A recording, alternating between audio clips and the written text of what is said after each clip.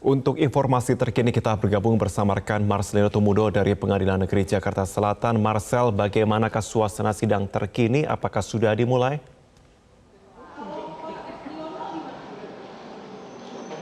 Marvin, sampai dengan saat ini persidangan belum dimulai dan ruang persidangan sudah dibuka, sudah disiapkan untuk nantinya menggelar persidangan dengan agenda mendengarkan tuntutan dari jaksa penuntut umum terhadap dua terdakwa, yakni Ricky Rizal dan Kuat Ma'ruf.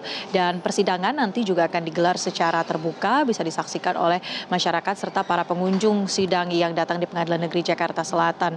Kalau kami melihat juga dari tim penasihat hukum Ricky Rizal dan Kuat Ma'ruf juga sudah berada di dalam ruang persidangan. Kita nanti akan lihat kembali bagaimana majelis hakim akan mengatur mekanisme persidangan. Apakah pihak terdakwa ini akan mendengarkan tuntutan satu persatu dan siapa yang terlebih dahulu menggelar persidangan atau justru akan digabungkan keduanya. Karena kalau kita melihat dalam berjalannya proses persidangan ini kerap kali kedua terdakwa ini disidangkan secara bersamaan, tetapi ada kalanya juga mereka disidangkan secara sendiri-sendiri.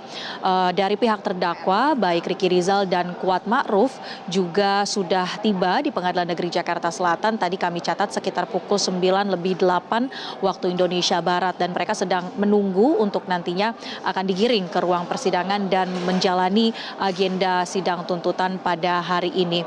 Pada pekan lalu kita juga mencatat bahwa dua terdakwa sudah disidangkan dengan agenda mendengarkan keterangan dari pihak terdakwa, di mana dalam kesempatan pekan lalu ini adalah terakhir kalinya mereka bisa memberikan atau menjawab pertanyaan-pertanyaan dari majelis hakim, jaksa maupun pihak penasihat hukum mereka terkait sejumlah kronologi yang mana dalam rentetan peristiwa ini keduanya diduga terlibat, seperti misalnya mengetahui perencanaan pembunuhan yang telah disusun oleh terdakwa lainnya yakni Verdi Sambo, ataupun peran-peran mereka secara spesifik ketika berada di TKP atau di rumah dinas Verdi Sambo di Duren 3. Bahkan pihak majelis hakim atau jaksa juga kerap mendalami pengetahuan keduanya soal apakah Verdi Sambo turut menembak Brigadir Yosua atau tidak. Dan beberapa statement yang menarik dari persidangan sebelumnya adalah ketika majelis hakim menanyakan bagaimana perasaan dari kedua terdakwa, apakah mereka kemudian merasa bersalah. Keduanya merasa bahwa mereka menyesali sebetulnya kejadian tewasnya Brigadir Yosua sebagai rekan sejawat mereka. Tetapi kalau bicara soal merasa bersalah, keduanya mengaku tidak memahami sebetulnya letak kesalahan mereka ini di mana, sehingga tidak ada statement baik dari Ricky ataupun Kuat bahwa mereka merasa bersalah. Beberapa kali pihak tim penasihat hukum yang kami temui juga menginginkan atau berharap agar kedua terdakwa ini bisa dituntut tidak bersalah, bahkan sampai nantinya diputus bersalah.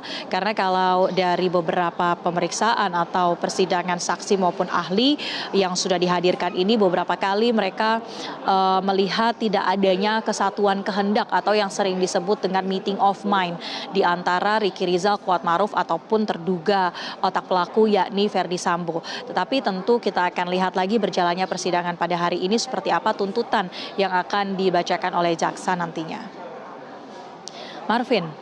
Ya, Marcel, mengingat kita bersama pada minggu lalu atau pekan lalu mengatakan mengenai fakta-fakta yang dihadirkan, kita melihat masih ada bantahan dari dua terdakwa ketika mereka dituduh terlibat dalam pembunuhan Yosua. Kira-kira akan seperti apa tuntutan terhadap mereka?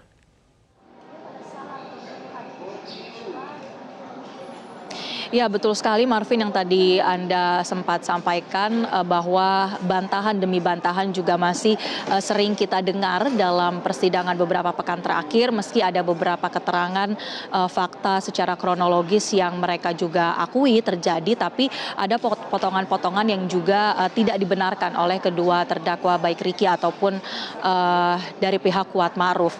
Nah, untuk tuntutan sendiri ini tentunya akan menjadi ranah dari jaksa penuntut umum untuk menentukan berapa tahun hukuman yang akan dialamatkan kepada kedua terdakwa ini.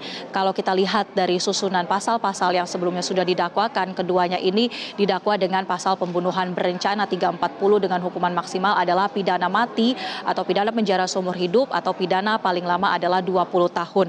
Kita tentu akan lihat selain dari berapa besaran tuntutan, tentu yang menarik juga adalah pertimbangan-pertimbangan apa yang membuat jaksa penuntut umum akan menjatuhkan tuntutan bagi keduanya. Kita nantikan bersama, Marvin. Baik, Marcelo Tumudo, kami akan nantikan informasi terkini dari Anda selanjutnya. Terima kasih.